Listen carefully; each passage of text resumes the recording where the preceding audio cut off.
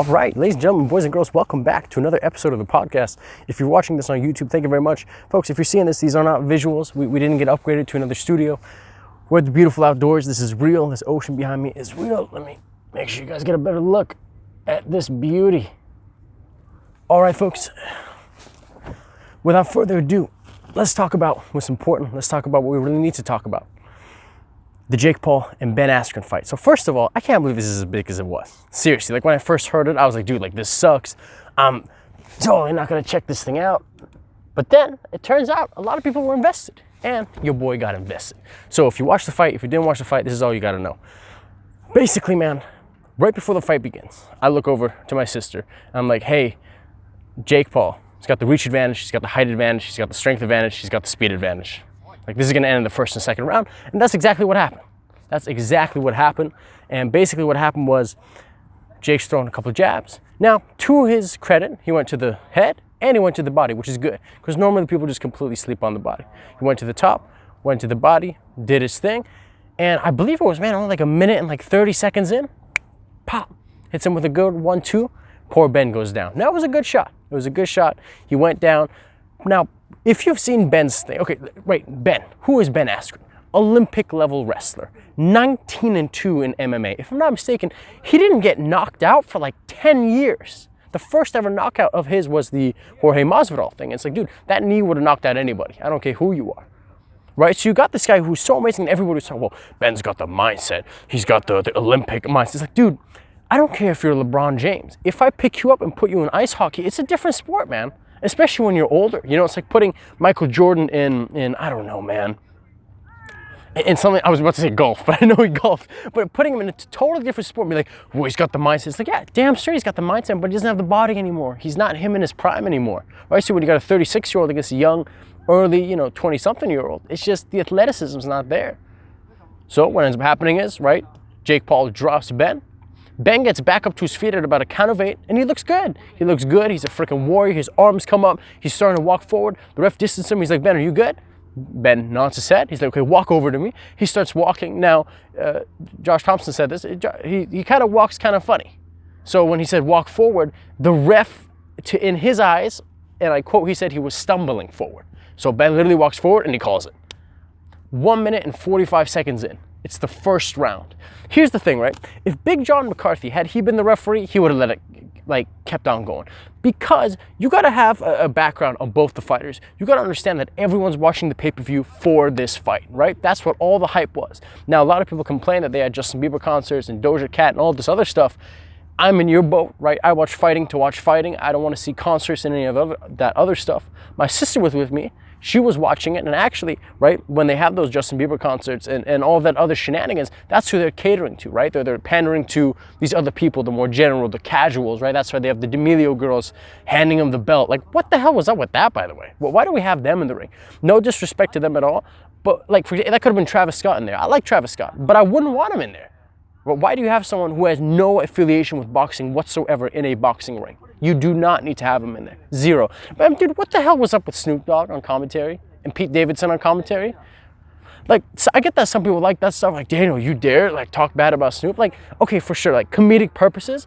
But you're listening to that and you're going like, dude, what the hell, man? Like, talk about the actual fight. There's one quote of Snoop's where there was a fight between Mike Tyson and Sugar Ray, and as they're going at it, I think Snoop Dogg says something like, this reminds me of my uncles, fighting in our backyard during barbecues or something like that. I know it was clunky, but it's like, yo, you're just comparing these two amazing boxers to your two uncles fighting in your backyard barbecue, man. Like, what the hell, man? And I'm pretty sure Pete Davidson doesn't even know how boxing works. Like, if I was sitting beside Pete, I'd be like, yo, Ben should head kick him to win this one. He'd be like, word, he should. Like, he doesn't even know. Again, I like Pete Davidson.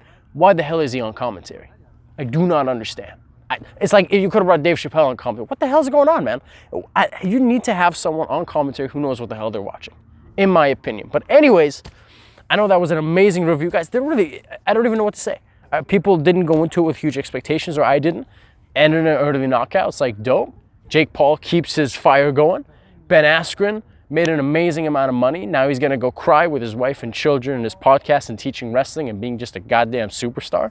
It's like, all right, well, And that's that. That's really all there is. Did you watch the fight? What did you think? And I didn't watch the whole pay-per-view, and thank God I didn't, because I heard, man, at one point they had a slap contest apparently on the pay-per-view, and Ric Flair's in the back. Like, I got no idea whose idea this was to put this together. Triller, I don't know what's happening, man. But anyways, regardless, it was what it was. You know, Ben Askren, bless your soul, Jake Paul, good for you, young man. And that's my take on that. All right, now, onto a lighter issue, onto a more fun issue. Folks, I don't believe in, okay, wait, that's gonna sound really bad. I was just about to say I don't believe in equality. Okay, you know what? I'll say I don't believe in equality. Now, you're going, wait a minute, Daniel, what are you talking about? Equality? You don't think people should be treated as equals? It depends. So check this out. So in our world, right, we got two things, and this is really important to understand whenever someone's talking about equality all across the realm. You're going to hear this with respect to academia, the workforce, right?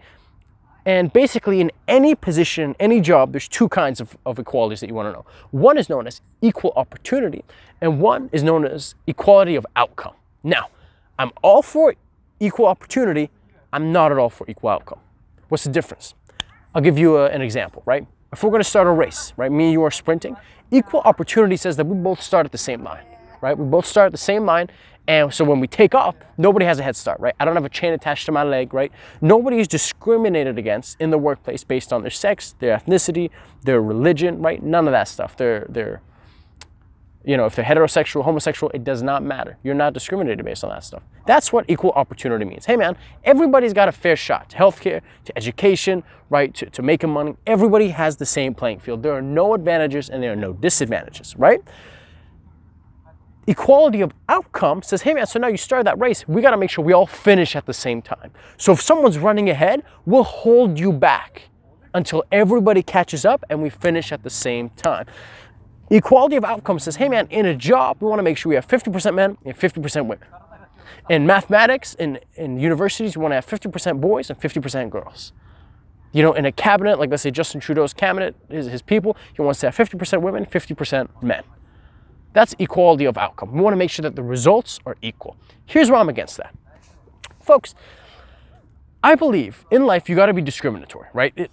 You have to. And one of the examples I've given in my earlier episodes was in the dating pool, right? You want to be discriminatory, right? You're not just going to want to date anybody who comes up and says, hey, let's go out, right? But you do this stuff unconsciously. So you might think to yourself, wow, I'm more attracted to a girl who wears glasses, you know? Or she might say, wow, I'm really attracted to a guy who's over 6 feet, right? You're discriminating, and that's totally okay. Because at one point, we have to have preferences, right? Everybody has their, yeah, I like them, you know, a little darker.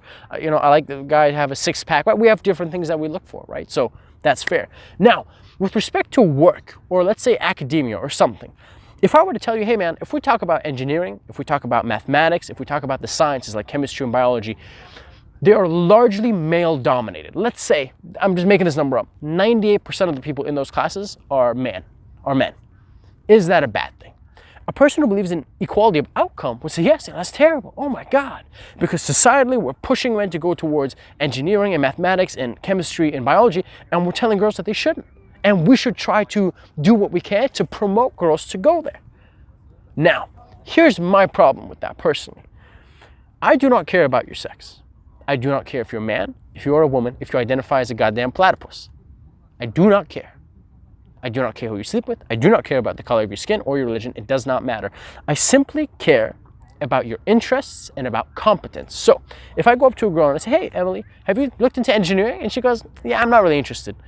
I'm not going to force you and go, that's just because societally people told you that you shouldn't go into engineering. But I'm telling you, Emily, you can do whatever you want to do. It's like, you can do whatever you want to do, but I don't want to force you into some place. I don't want to force you to go after something that you don't want to go after for the sake of, we got to have 50% men and 50%. What if she doesn't want to? Equal opportunity says, hey, if you want to go into engineering or become a physicist or do whatever you want to do, you should not be held back. And I think the majority of people would agree with that statement. That's equal opportunity. Hey, Emily, if you want to go into engineering or mathematics or chemistry, nobody should hold you back because of your sex or gender. Nobody. Right? But we're not going to lift you up on a pedestal either. Right? It's a level playing field for everybody. Right? Forget white privilege. Everybody's at a level playing field. But equality of outcome says, no, you got to go in there because we got to make sure the results are are equal. My thing is like, yo, listen, I don't care if it's 98% men and 2% women in a chemistry classroom. I don't care if it's 98% women and 2% men in a chemistry classroom. It doesn't matter. I care about, hey, you should do what you find interesting, and you should not be held back because of one of those reasons that I mentioned earlier that you cannot control, right? That's my whole thing. Nobody should hold you back, but let's not force people to go like, oh, you know what, you don't want to be a doctor, you don't be like, well, there's something wrong, we got to push you in that realm. Why? Right? Like it'd be idiotic if someone's like, Daniel, the majority of nurses are women. That's alarming. You know, we got to get more men to be nurses. Why? Are they being held back? Yo, hey bro, you want to be a nurse? Nope. All right, cool. What do I have to force you to do something that you don't want to do? Right? A lot of people don't know the distinction between equality of outcome and equality of opportunity, right? And that's important. That's important to know.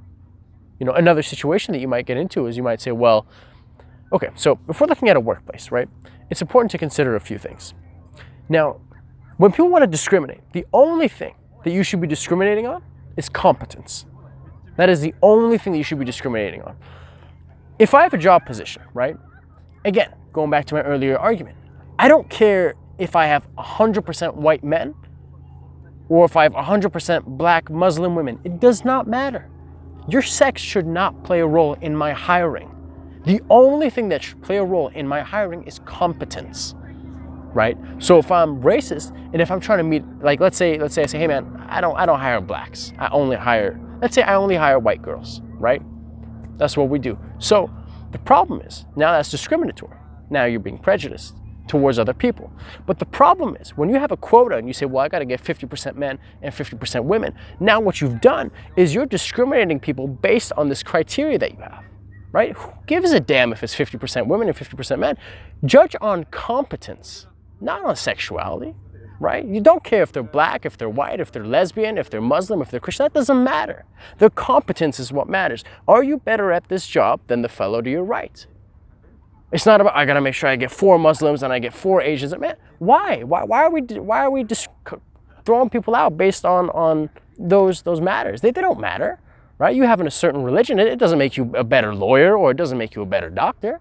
Why not just have an even playing field? And that's the argument for equal opportunity, right? It's a level playing field, right? Let's throw white privilege out the window. Let's throw, trying to put minorities on the pedestal. Hey man, everybody gets a fair go at bat.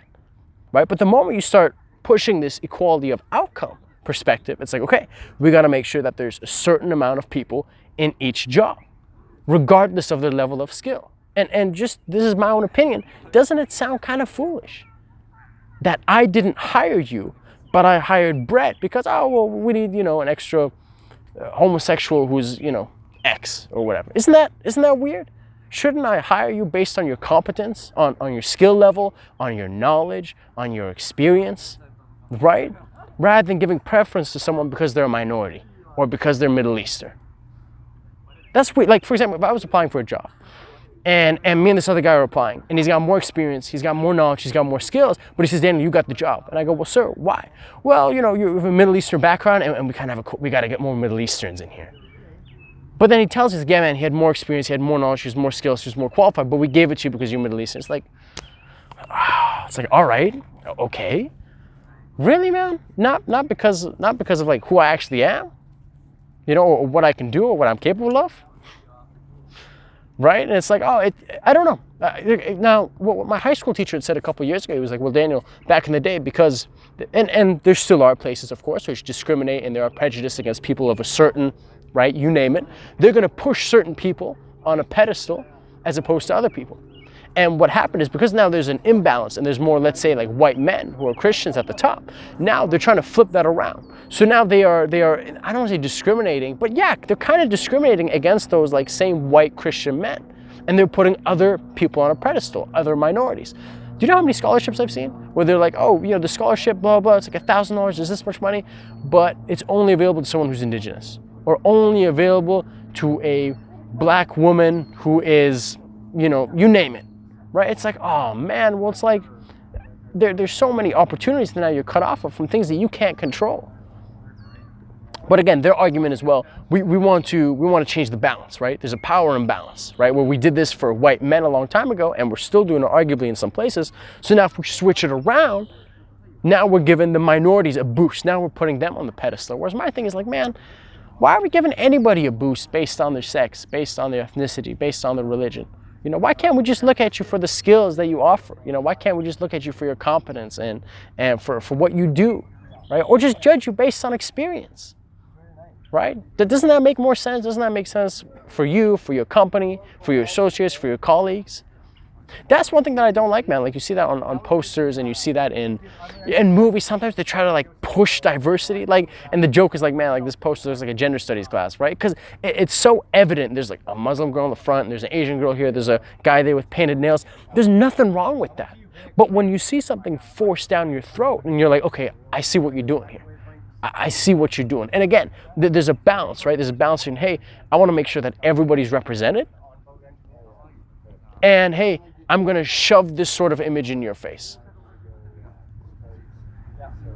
There's a line, right? And I think, listen, equality is a good thing, right? And I know I started off this talk saying like, oh, I don't believe in equality, but it really depends on equal how. And equality isn't always great. Sometimes, my friends, sometimes equity is what matters. You know, I was talking to my sister about this. I was like, yo, there's some profs who work at my university. One's making $90,000, one's making $190,000. There's a $100,000 difference, right? And mind you, that's before taxes. It's like, they shouldn't be equal. So, well, why not? Well, you got to look at what have they done, right? If one, I'm guessing, right? One has more experience, one has maybe studied something differently or specialized in something, or just certain fields. Like even in psychology, there's certain fields that you go into that make more money than others. You know, for example, a clinical psychologist makes a sort of money, an industrial organizationalist makes some sort of money, a psychiatrist makes different money than a school counselor. It's just what it is. I don't want the school counselor coming out and saying, well, the psychiatrist makes this much money, so I should be getting that much money too. That's equality of outcome. I'm preaching equality of opportunity. Where it's like, no, man, you had the chance to study whatever you wanted.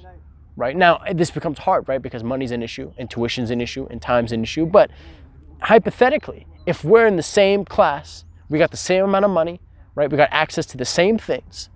You chose to study one thing, he chose to study another, and we should not make the same amount because we study different things. We have different amount of experience, we have different skills, we have different knowledge, and we differ on the agreeableness trait. You are a much more agreeable person.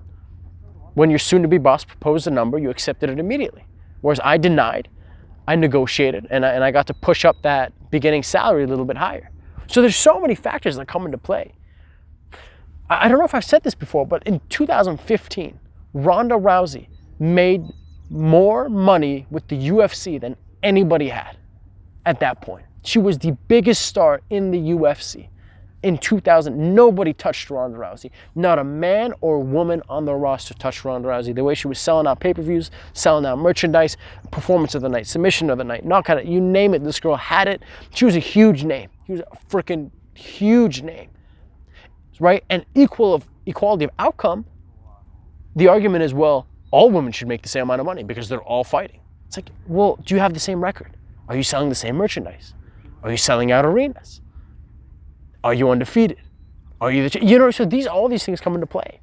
That's, again, this is the same argument that you hear from the women's, I believe the women's soccer team in America, right? They came out and they're talking about like money, we need to make more money, right? We should be paid as much as the men are, right? Again, that's an equality of outcome argument. I play soccer/football, you play soccer/football. We should make the same amount of money. On the surface, that makes total sense. But when it's such a simplistic way to look at it though. Because once you move in, you're like, oh, well, they sold out that many stadiums, you sold out this many stadiums.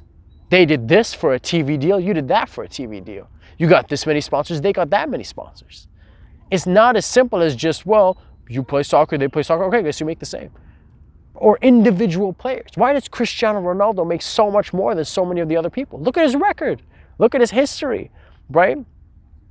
And equal opportunity is like, hey man, I don't care if you're black, white, gay, whatever. You're going to give chances. You're going to be given chances to play football, to play soccer around the world, wherever you are, right? But after that, you know, people make different amounts of money, man. And good, in my opinion, they should. Because it's different. It's different for the individual. And again, I get where this argument comes from. It comes from this place of wanting to be good and wanting people to succeed and to do well for themselves. But when you push equality of outcome, man, sometimes it doesn't end well.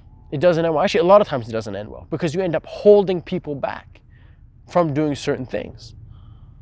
And it's tough. It's really tough because equality of outcome, you would argue, it's also kind of big in like the socialist world, right? It's kind of the opposite of this kind of capitalistic structure where you have like the 1% at the very top, right? And again, if you go to the people at the bottom who aren't doing too well and you go, well, wouldn't you want everybody to have a bit of money instead of the 1% has all the money and everybody else fights for the scraps? Again, on paper, it's like 100%. That makes sense.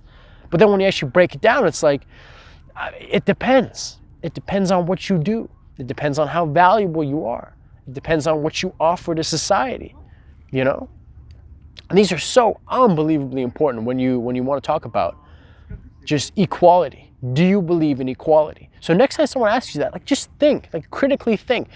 Please rebuttal and say, what do you mean by equality? What does that mean?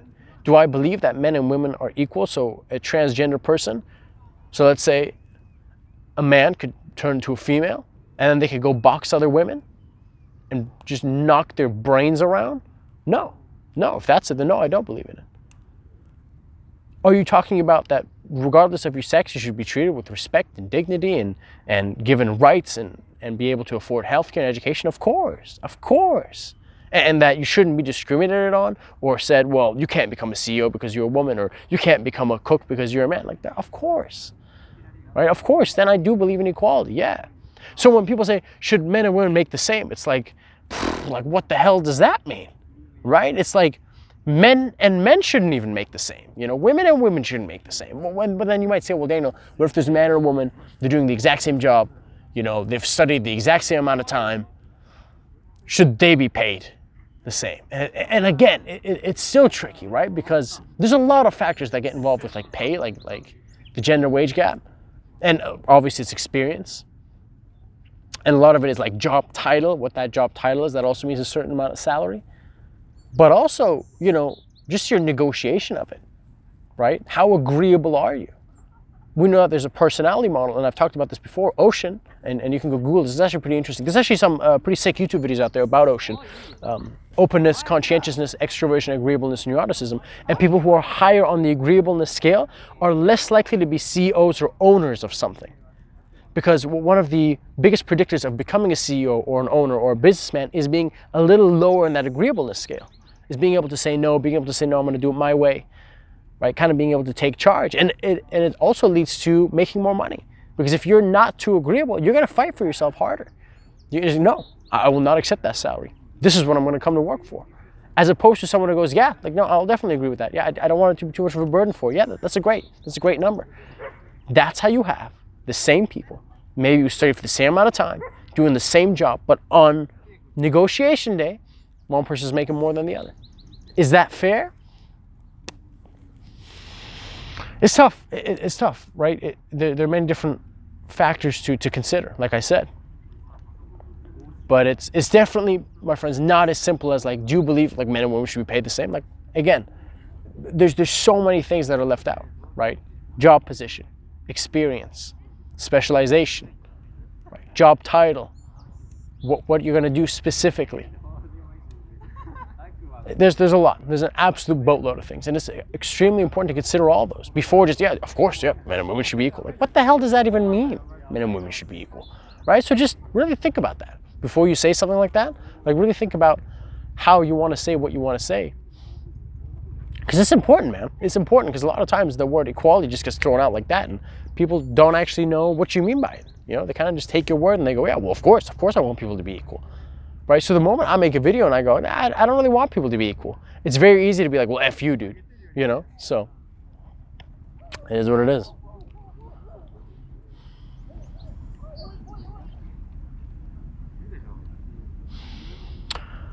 All right, folks, I want to talk about something that's near and dear to my heart. My friends, recently I saw a video. I saw two guys. If you haven't checked them out, I'm a big fan of them. They're called Abba and Preach, and they're these two YouTubers. They're super dope, and they make videos, I believe, daily, and they review content. And basically, they're reviewing to this girl who had gotten a negative comment, but she said, guys, but her portrayal was like, guys, look at this hater, look at this troll on my video. Now, this hater and troll that she was referring to was actually just someone who left like a piece of constructive criticism. And that's what I want to talk to you about. Folks, if somebody leaves an opinion that is different than yours, or they are criticizing something that you did, that does not make them a hater. Literally, the girl, oh my God, oh man, I thought some bad things, ladies and gentlemen. I thought some bad and ungentlemanly things. Gentlemanly? Ungentlemanly. Is that a thing? I don't know if it's a thing, but I know you know exactly what I'm talking about. And this girl was like, oh my God, guys, I'm literally shaking. This comment, I don't feel good. I can't believe someone would say something like this. And I'm like, oh my God, like what is, someone just really went to town on her. And she's reading the comment, and it's just the most, it's the most non-insulting, straight to the point, and it sounds like a pretty honest review. The dude said something along the lines of like, wow, I felt like this video that you uploaded was really underwhelming. I felt like you could do a lot better. I was expecting a lot more than this. Hopefully in the future it'll be greater than this, because this is not what I subscribe to. Like something along those lines. And she's like, oh, I can't believe it, guys. Oh, I have a hater. What the are you talking about? A hater? I'll show you a goddamn hater, right? Listen, just because someone doesn't like what you're putting out, that doesn't make them a hater, right? Somebody can give you constructive criticism. I can't fathom this idea where people will put out posts on their Instagram or on YouTube or wherever, and then they get surprised when they get negative feedback. Like, what did you think was going to happen? You're putting yourself out there for the world to comment and judge on you or what you're doing or your skill or your knowledge. I'm not promoting, fat shaming someone or talking bad about someone or talking down to someone. But you got to understand, when you put yourself on that pedestal, anybody from all over the world can comment and they can say whatever the hell they want. I'm not saying they should, but I'm saying they can. They can literally just type it out. So to have this kind of delusional mindset of, oh, well, everyone's going to be friendly and everyone's going to say nice things, and I know for a fact that no one's going to dislike the video or no one's going to dislike my photo or the podcast or my piece of art or my song. Like, that is so delusional and so far away from the truth. I just shake my head. I'm going, how did you last this long? Like, it doesn't make any sense. It doesn't make any sense at all.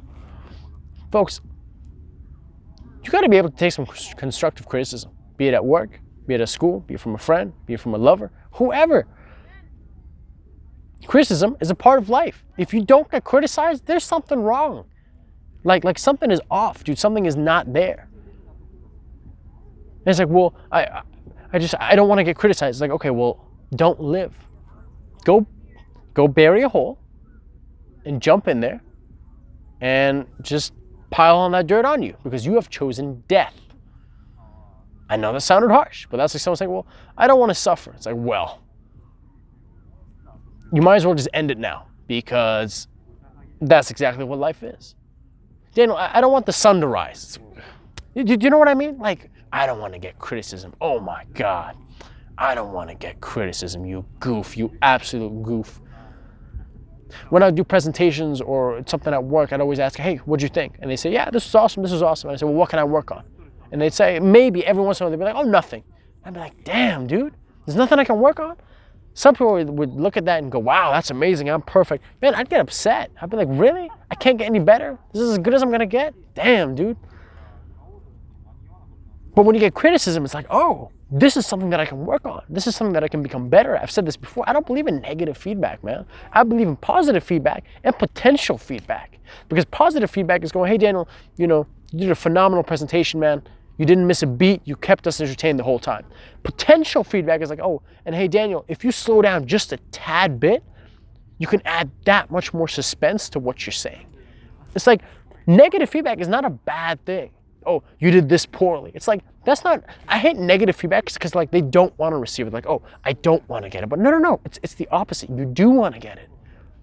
That's why I don't like negative feedback. I don't say potential feedback, because it's a good thing. You pointing out why my essay sucks and how it can be improved is a good thing. You pointing out why, every time I throw my hook, I leave my other arm way below my chin is a good thing. That's why I don't like that word negative feedback, because people are like, oh, it's negative, so it's a bad thing. No. It's potential. It's saying, hey, man, you killed this, and if you were to do this, you're going to take yourself to another level. So that's why I think positive and potential feedback are extremely, extremely important. All right, everybody, this has been another episode of the podcast. Thank you very much for listening, and have an absolutely stellar day. Take care.